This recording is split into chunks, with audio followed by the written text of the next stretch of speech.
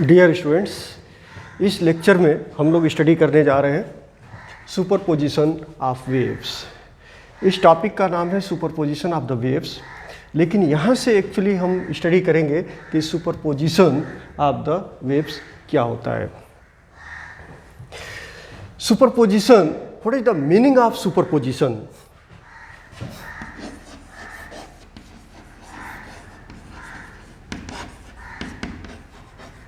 Superposition means the combination of two distinct physical phenomena of the same type so that they coexist as the part of the same event। मतलब दो phenomena आकर करते हैं, दो different types के phenomena होते हैं और वह दोनों फेनामेना एग्जिस्ट करते हैं, उसको हम सुपरपोजिशन कहते हैं।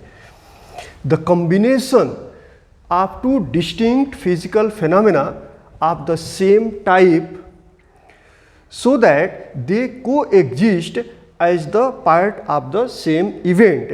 जैसे कोई वेव प्रोपगेट कर रही है तो हम उसको ऐसे रिप्रेजेंट कर सकते हैं, this is A phenomena in this atmosphere. इस एटमॉस्फेयर में एक वेव प्रोपगेट कर रही है तो उसको हम ऐसे रिप्रेजेंट कर सकते हैं। अगर दूसरी वेव भी प्रोपगेट कर रही है इस एटमॉस्फेयर के अंदर तो इस दूसरी वेव को हमने प्रेजेंट कर दिया। इस एटमॉस्फेयर के अंदर अगर तीसरी वेव भी प्रोपगेट कर रही है तो उसको भी हमने रिप्रेजेंट कर दिया।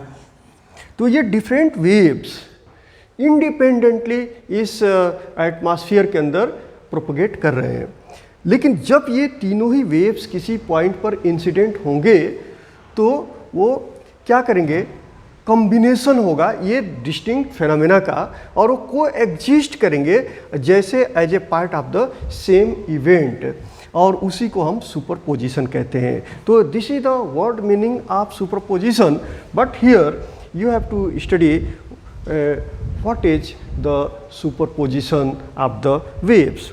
Suppose that you wish to listen to your favorite music by using the mobile phone। आप अपने मोबाइल फ़ोन के ज़रिए कोई म्यूज़िक सुनना चाहते हैं या सुन रहे हैं। जब आप म्यूज़िक सुनोगे तो इस सराउंडिंग के अंदर म्यूज़िक के अलावा बहुत सारे साउंड हैं जो आपके कानों तक पहुंच रहे हैं, इसलिए आपको डिस्टरबेंस क्रिएट होगा। मैं दूसरा एग्जांपल देता हूं। You want to listen the music by using your mobile phone, but nearby a distance many other noises are created in the form of the noise। जैसे कोई ढोल बजा रहा है, कोई हारमोनियम बजा रहा है, कोई गाने गा रहा है, या कोई वर्कशॉप चल रहा है, या कोई मशीन अपना वर्क कर रही है, या कोई व्हीकल आपके घर से के साइड से रोड से होते हुए निकल रहा है। तो वहाँ पे डिफरेंट साउंड, इस म्यूजिक के अलावा डिफरेंट साउंड सुनने को मिलेंगे। तो इससे यह डिस्टरबेंस होगा। जो आप सुनना चाहते हो दैट इज म्यूजिक, जो आप नहीं सुनना चाहते हो वह है नॉइज, जो सराउंडिंग से आप तक आ रहा है। तो इसलिए आप उस म्यूजिक को अच्छे तरीके से एंजॉय नहीं कर सकते। फिर इसके लिए आप क्या करोगे? इसका एक तरीका यह है कि you can use the earphone और हेडफोन। जब आप हेडफोन यूज करोगे तो बाहर का जो साउंड है म्यूजिक के अलावा वो आपके कानों तक नहीं आएगा। अब बेटर वे में आप इंजॉय कर सकते हो उस म्यूजिक का, लेकिन इससे कंप्लीटली अनवांटेड साउंड जो नॉइज है वो स्टॉप नहीं होगा। व्हाई? इसका रीज़न क्या है? तो इसका आंसर हम बाद में देंगे सुपरपोजिशन होने के बाद।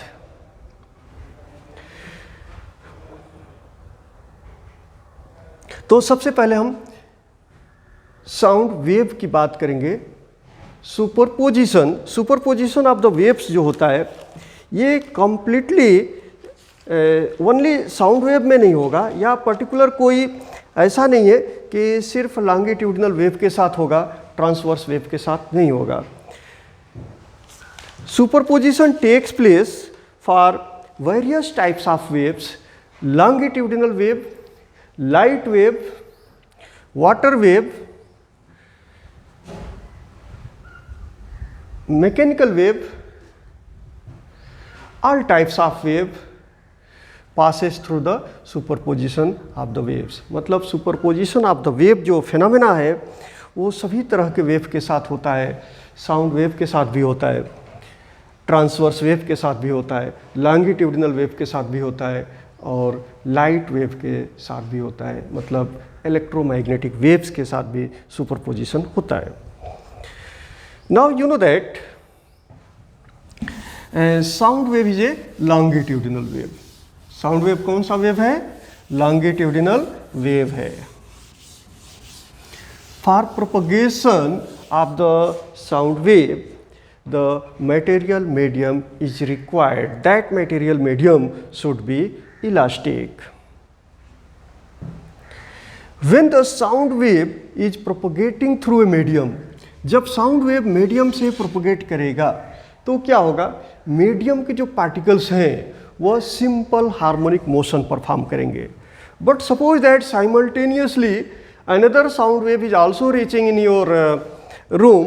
Therefore, that sound wave also set the particles of the medium in simple harmonic motion.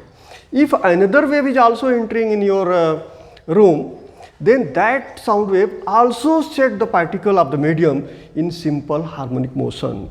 So, therefore, if more than one wave is more than one waves are propagating through the medium, then the particles of the medium is set into the simple harmonic motion.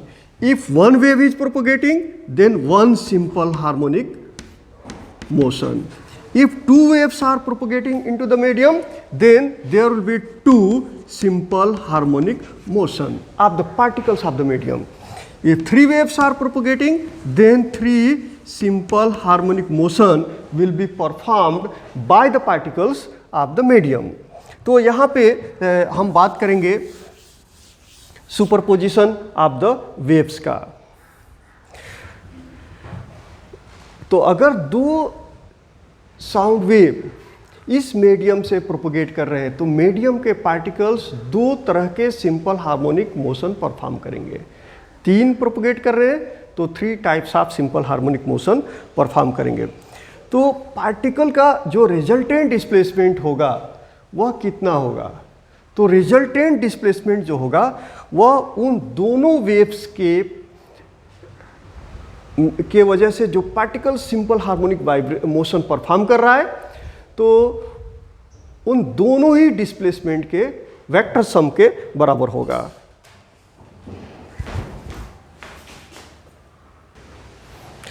Let the principle of superposition of the waves. When two or more waves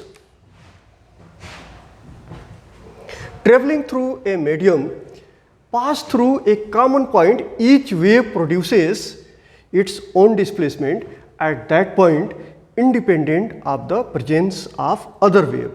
The resultant displacement at that point is equal to the vector sum of the displacements due to the individual waves at that point. इस principal को हम बोलते हैं principal of superposition of the waves. इसको commonly आप ऐसे समझ सकते हो कि जब दो या दो से ज़्यादा वेव किसी मीडियम से प्रोपोगेट करते हैं तो मीडियम के जो पार्टिकल्स हैं तो हर एक वेव की वजह से उन पार्टिकल्स का जो डिस्प्लेसमेंट होता है किसी पॉइंट पर वह इंडिपेंडेंटली उस वेव की वजह से होता है. जिसे आप मान लो कि this wave is propagating through a medium. Now this is the wave which is propagating through a medium. से दिस इज वेव नंबर 1. तो therefore if you are considering here a point at point P, then when this part of the wave is propagating here, then this point will be at the mean position because this is at the mean position. But when this part of the wave is propagating through this point, जैसे ये wave इस point से होते हुए propagate किया हम point P की बात करते हैं जो मीडियम में है, हम इस वेव की बात करते हैं जो इस मीडियम से प्रोपोगेट किया। तो जब यह पार्ट यहाँ से गुजरा होगा तो यह पार्टिकल कहाँ पे होगा? इस हॉरिजॉन्टल लाइन को हमने कंसिडर कर लिया, एक्स एक्सिस को कंसिडर कर लिया, यह मीन पोजीशन है। तो यह वेव जब यहाँ से गुजरा होगा तो यह मीन पोजीशन पे होगा, मतलब कि यहाँ पे होगा। जब यह वेव इस पॉइंट से गुजरा होगा तो पार्टिकल यहाँ पे आया होगा।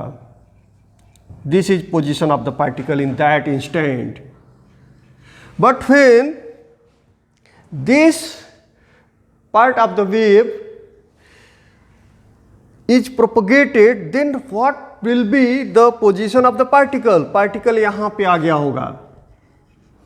फिर से जब यह हिस्सा गुजरा होगा इस पॉइंट से तो पार्टिकल कहाँ पे आ गया होगा? फिर यहाँ पे आ गया होगा। जब यह हिस्सा गुजरा होगा इस पॉइंट से तो पार्टिकल कहाँ पे आ गया होगा? यहाँ पे। जब ये हिस्सा गुजरा होगा तो पार्टिकल कहाँ पे आया होगा? यहाँ पे। और जब ये गुजरा होगा तो यहाँ पे, जब ये आएगा तो फिर यहाँ पे, जब ये आएगा तो फिर यहाँ पे। मतलब यह वेव प्रोपगेट जब की तो पार्टिकल्स ऑफ द मीडियम, हर एक पार्टिकल इस तरह का मोशन परफॉर्म करेगा, this type of motion. This is A mean position, और मीन पोजिशन से यहाँ तक आएगा, फिर यहाँ पे आ जाएगा, इस तरह से सिंपल हार्मोनिक मोशन परफॉर्म करेगा। ठीक वैसे ही आप दूसरे वेव की बात करो, यहाँ पे जरा एम्पलीट्यूड कम है, तो जब किसी पॉइंट से, इसी पॉइंट से ये भी वेव गुजर रहा है, तो जब ये पार्ट गुजरेगा तो फिर मेन पोजीशन पे, ये पार्ट गुजरेगा तो इस पोजीशन, मतलब कि पार्टिकल फिर से सिंपल हार्मोनिक वाइब्रेशन परफॉर्म करेगा। आप इमेजिन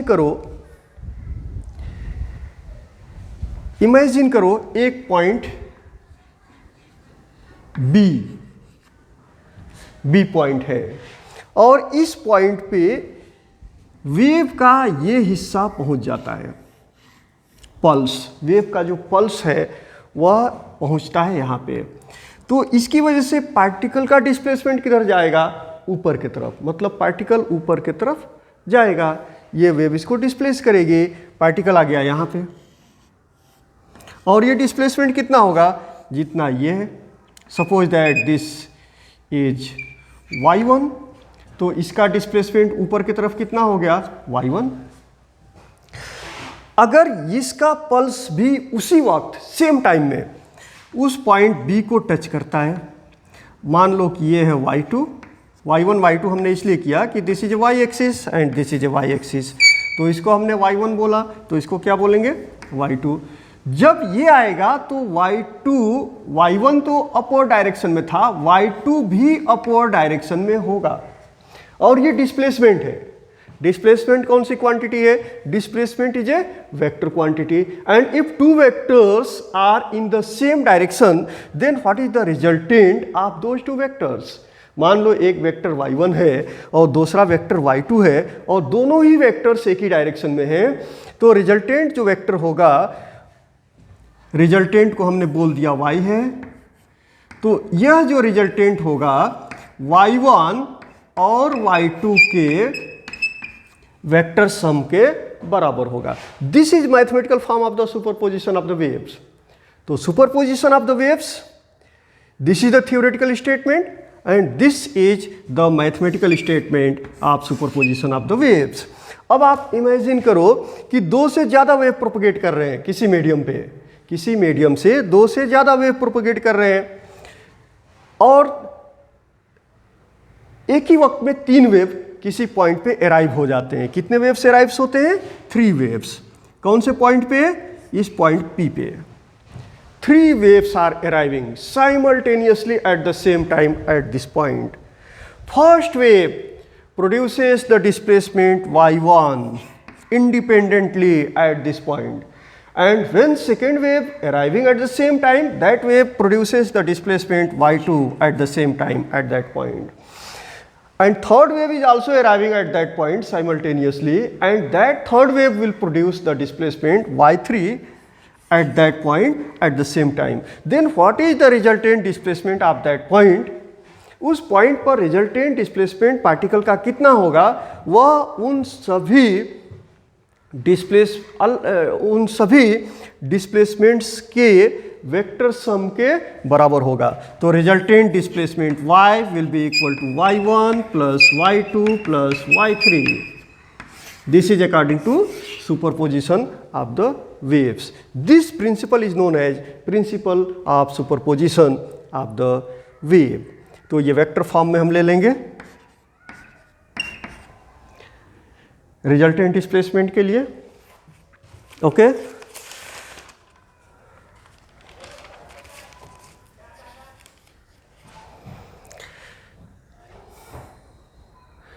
तो now the principal of superposition of the waves states that when two or more waves traveling through a medium pass through a common point, each wave produces its own displacement at that point independent of the presence of the other wave. The resultant displacement at that point is equal to the vector sum of the displacement due to the individual wave at that point.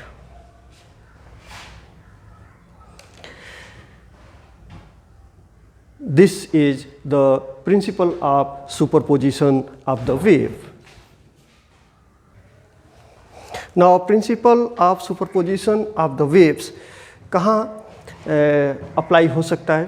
तो this principle applies to all types of waves like sound wave, light wave, wave in the string, transverse wave, longitudinal wave. तो हर जगह ये principal of superposition of the wave apply होता है. इससे पहले मैंने एक क्वेश्चन को छोड़ा था उसका आंसर देने के लिए, और वो क्वेश्चन ये था कि जब हम कोई गाने सुनते हैं अपने मोबाइल फ़ोन के ज़रिए और आसपास मतलब सराउंडिंग में नॉइज़ क्रिएट हो रहा है, अनवांटेड साउंड हमारे पास आ रहा है, हम उस साउंड को सुनना नहीं चाहते, तो उससे हमारा जो म्यूज़िक है वो डिस्टर्ब होता है. मतलब हम अपने गाने को जो सुनना चाहते हैं उतनी अच्छी तरीके से नहीं सुन पाते हैं. उसके लिए हम हेडफोन यूज़ करते हैं, लेकिन हेडफोन से भी कम्प्लीटली अनवांटेड साउंड, जिसको हम एम्बिएंट साउंड भी बोल सकते हैं, एम्बिएंट नॉइज़ भी बोल सकते हैं,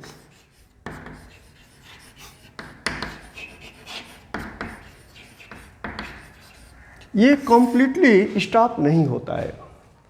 आपने देखा होगा जो सिंगर्स होते हैं वह एक अलग टाइप का हेडफोन यूज करते हैं. वो कॉस्टली होता है और उसमें इनबिल्ट कुछ सर्किट्स होते हैं जो इस अनवांटेड साउंड, जिसको एम्बिएंट साउंड बोलते हैं, एम्बिएंट नॉइज़ बोलते हैं, वह स्टॉप कर दिया जाता है. उसके पीछे जो बैकग्राउंड है, कैसे वह एम्बिएंट नॉइज़ को स्टॉप किया जाता है, उसमें सुपरपोजिशन ऑफ द वेव्स का बड़ा रोल होता है.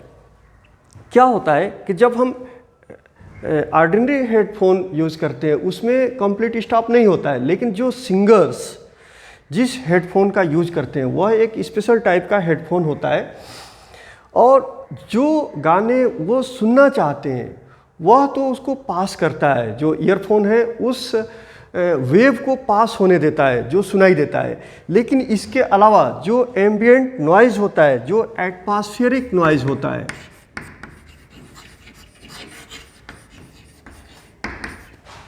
एटमॉस्फेरिक या फिर क्लाइमेट से होते हुए क्लाइमेटिक नॉइज़ होता है, मीडियम के जरिए आता है जो नॉइज़, और वो आके डिस्टर्ब करता है. तो वो हेडफोन में एक ऐसा सिस्टम होता है कि ईयरफोन के साथ कुछ अलग से सर्किट बिल्ड किए गए रहते हैं, और सपोज दैट कि यह एम्बिएंट साउंड है, एम्बिएंट साउंड वेव है. इस तरह से बहुत सारे साउंड हमारे ईयरफोन में इंटर कर रहे हैं. जो हमें नहीं सुनना है, ये हमको डिस्टर्ब करेंगे। तो सर्किट इसके अपोजिट वेव को जनरेट कर देता है। जैसे आप देखो यहाँ पे पिक पे जाता है तो इसके अपोजिट जनरेट कर देगा, और जब इन दोनों का सुपरपोजिशन होगा तो इनको, इस वेव को यह वेव कैंसल कर देगा। इसलिए हम इसको बोलते हैं एंटी साउंड। तो जो सर्किट है हेडफोन में, वह नॉइज, जो एक साउंड है उसका एंटी साउंड जनरेट करता है, और वह एंटी साउंड जो होता है वह नॉइज को कैंसल कर देता है, और इस तरह से हम noise free, ambient noise free, हम अपने सॉन्ग को या जो भी हम सुनना चाहते हैं, कोई स्पीच सुनना चाहते हैं या कोई लेक्चर सुनना चाहते हैं, वह हम सुन पाते हैं, नॉइज हमको डिस्टर्ब नहीं कर पाता है। दूसरा एग्जांपल मैं देता हूँ। यहाँ पे मैंने हेडफोन यूज़ किया, माइक यूज़ किया। This is a mic. Mic हमने क्यों यूज़ किया? इसलिए कि जो हमारा मोबाइल सेट है वह मुझसे तकरीबन 2 मीटर के डिस्टेंस पे है। यहाँ से जो मैं साउंड क्रिएट कर रहा हूँ, दिस इज ए एनर्जी। यह साउंड उस मोबाइल तक जाते जाते इस एटमॉस्फेयर में, इसलिए कि एटमॉस्फेयर साउंड प्रूफ, सराउंडिंग, इसके वाल जो है वो साउंड प्रूफ नहीं है। बाहर से भी आवाज़ आ रही है, बाहर से भी साउंड वेव्स इसमें आ रहे हैं। तो यह साउंड मोबाइल तक जाएगा, तब तक कई बार इस साउंड का सुपरपोजिशन होगा सराउंडिंग के साउंड से, और ये साउंड की जो क्वालिटी होगी वह डिस्टर्ब होगी। इसके लिए अगर मैंने माइक को यहाँ यूज किया है तो मैं जो साउंड क्रिएट कर रहा हूँ, यह साउंड यहाँ से यहाँ तक आ रही है, डायरेक्ट मोबाइल में जा रही है। तो ये साउंड यहाँ से यहाँ तक आने में सुपरपोजिशन तो हो रहा है, लेकिन उतना सुपरपोजिशन नहीं होगा जितना हम विदाउट माइक के साउंड रिकॉर्डिंग अगर कर रहे हैं। तो this is due to superposition.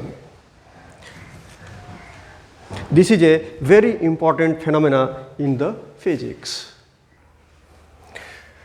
Now superposition of two wave pulses of equal amplitude and same phase moving towards each other. तो यहाँ पे हमने दिखाया है कि सुपरपोजिशन कैसे होता है, और in that superposition what is the resultant pulse. यहाँ 2 पल्सेस हमने लिया है।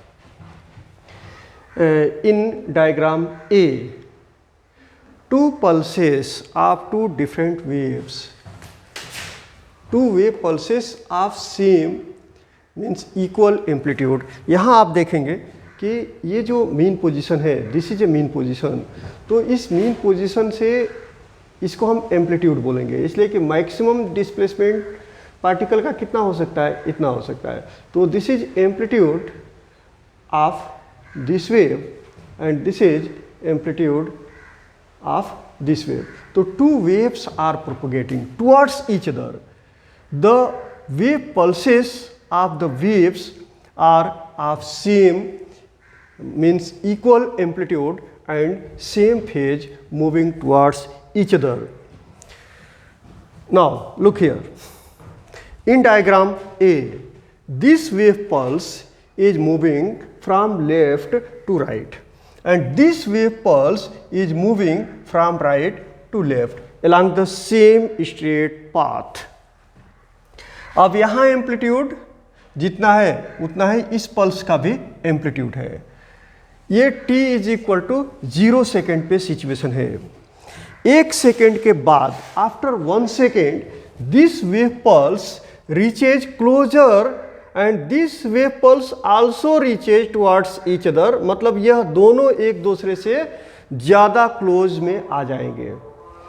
Now after at 2 second, 2 second में क्या होगा, ये दोनों वेव पल्स एक दूसरे के क्लोजर जाएंगे और ज़्यादा क्लोजर आ जाएंगे। लेकिन at t is equal to 3 second, 3 second पे ये दोनों वेव पल्स आके मिल जाएंगे, मतलब एक पॉइंट पे दोनों पहुंच जाएंगे। Means at t is equal to 3 seconds, there is a superposition. Means both the waves are arriving at the same point, and therefore superposition takes place here. What will be in the superposition? Therefore at this position superposition takes place, और यहाँ पे जो resultant displacement होगा particle of the medium का वो कितना होगा?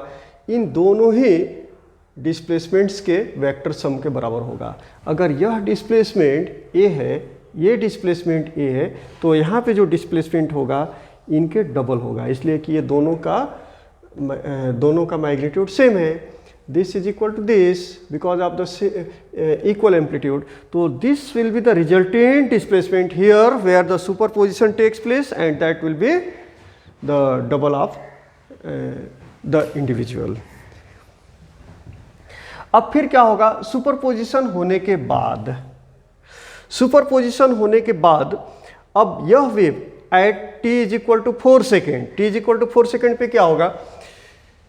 This wave which is moving from left to right, यह राइट में निकल जाएगी, and this wave which is moving from right to left, ये लेफ्ट में निकल जाएगा। दोनों एक दूसरे को क्रॉस होके निकल जाएंगे और अपने एक्चुअल वेव पल्स में आ जाएंगे। तो this is the superposition of two waves pulses of equal amplitude and same phase moving towards each other. So in this case you can understood the superposition of the waves of such type of waves. अभी जो हमने superposition का study किया था उसमें आपने देखा कि रिजल्टेंट जो डिस्प्लेसमेंट हुआ था सुपरपोजिशन होने के बाद वह ज़्यादा हुआ था। दो वेव जो सुपर इम्पोज हुए तो at a time of superposition the resultant displacement was greater than individual displacement. That is the sum of the displacements due to each the waves. तो उसको हम कंस्ट्रक्टिव इंटरफेरेंस भी बोलते हैं। लेकिन अब सेकेंड टाइप का यहाँ पे स्टडी हम करने जा रहे हैं, superposition of two wave pulses of equal amplitude and opposite phase. वहाँ पे सेम फेज था, यहाँ पे क्या है? Opposite phase moving towards each other. तो आप यहाँ देख रहे हैं कि एक wave, there are different diagrams A B C D E. तो डायग्राम ए में time t is equal to 0 second है, और t is equal to 1 second पे क्या होता है, t is equal to 2 second पे क्या होता है, t is equal to 3 second पे क्या होता है, और t is equal to 4 second पे क्या होता है। तो now superposition of two wave pulses of equal amplitude and opposite phase moving towards each other. So this wave pulse is moving from left to right and this wave pulse is moving from right to left. आप यहाँ देख रहे हैं कि amplitude किसको बोलेंगे? ये mean position से जो डिस्प्लेसमेंट है पार्टिकल का उसको हम एम्पलीट्यूड कहेंगे। तो यहाँ पे जो एम्पलीट्यूड है उतना ही एम्पलीट्यूड यहाँ पे भी है, लेकिन डिफर क्या है, यहाँ फेज और यहाँ फेज दोनों एग्जैक्टली अपोजिट है। मतलब इन दोनों पॉइंट का जो फेज डिफरेंस है वह अपोजिट है, एग्जैक्टली अपोजिट फेज डिफरेंस है। तो now this wave pulse at time t is equal to 0 second, this wave pulse is moving from left to right and this wave pulse is moving from right to left along the same straight path. At time t is equal to 1 second, this is the position, means this wave pulse is moving towards right and this wave pulse is moving towards left. But just at time t is equal to 2 second, both the wave pulse, यह wave pulse भी right जा रहा है और यह wave pulse left आ रहा है, लेकिन दोनों वेव पल्स एक ही पॉइंट पे इंसिडेंट हो जाते हैं। और जब दोनों ही पल्स ऑफ द वेव एक ही पॉइंट पे इंसिडेंट हो जाएंगे तो वहाँ पे क्या होगा? सुपरपोजिशन होगा। और सुपरपोजिशन किस तरह का होगा? वेक्टर सम के बराबर होगा। तो यहाँ आप देख रहे हैं, अगर हम इसको कंसिडर करते हैं, एम्पलीट्यूड ए है, यहाँ पे भी एम्पलीट्यूड ए है, लेकिन यहाँ अपवर्ड डायरेक्शन है, यहाँ डाउनवर्ड डायरेक्शन है, मतलब एक अपवर्ड डायरेक्शन है, एक डाउनवर्ड डायरेक्शन है, तो दोनों एक दूसरे को क्या करेंगे, कैंसल कर देंगे, कैंसल। तो यहाँ कैंसिलेशन होगा और इसको हम डिस्ट्रक्टिव इंटरफेरेंस भी बोलते हैं। और यहाँ जो रिजल्टेंट डिस्प्लेसमेंट होगा वह 0 होगा। तो therefore this will be like this. यहाँ रिजल्टेंट डिस्प्लेसमेंट कितना हो गया, 0, and this interference is called destructive interference. Just after crossing this point, इस पॉइंट को क्रॉस होने के बाद क्या होगा, अब यह वेव पल्स क्रॉस होके किधर जाएगी, sorry this diagram is something wrong.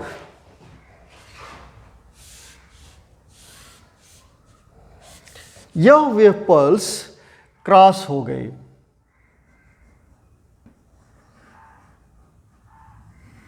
इस तरह से। यह वेव पल्स, ये वेव पल्स इधर आ गए और ये वेव पल्स किधर जाएगा, राइट में चला गया। और क्रॉस होने के बाद से दोनों का अपना वही एम्पलीट्यूड होगा जो पहले था। अब इसके बाद क्या होगा, यह वेव पल्स लेफ्ट में आ गई और ये वेव पल्स राइट में चला गया। तो this type of interference is called destructive interference. लेकिन अगर इन केस यह एम्पलीट्यूड दोनों सेम नहीं होता, यह एम्पलीट्यूड थोड़ा ज़्यादा होता और यह एम्पलीट्यूड इतना ही होता, लेकिन यह जो एम्पलीट्यूड है ना वह इससे ज़्यादा होता, तो क्या होता, यहाँ पे 0 नहीं आता, ये एम्पलीट्यूड कम हो जाता, थोड़ा हो जाता। लेकिन अगर ये एम्पलीट्यूड ज़्यादा होता यहाँ पे और ये एम्पलीट्यूड इतना ही रहता, तो यहाँ रिजल्टेंट एम्पलीट्यूड ऐसे मिल जाता। ये भी डिस्ट्रक्टिव इंटरफेरेंस होगा अगर डिफरेंट एम्पलीट्यूड लेते हैं। तो जहाँ कैंसिलेशन होगा वहाँ जो इंटरफेरेंस होगा डिस्ट्रक्टिव होगा, और जहाँ पे एडिशन होगा मतलब फेज सेम रहेगा तो वहाँ कंस्ट्रक्टिव इंटरफेरेंस होगा। तो इस तरह से कंस्ट्रक्टिव और डिस्ट्रक्टिव इंटरफेरेंस आपने समझ लिया होगा। तो अब next content of this topic will be in the next lecture. Thank you.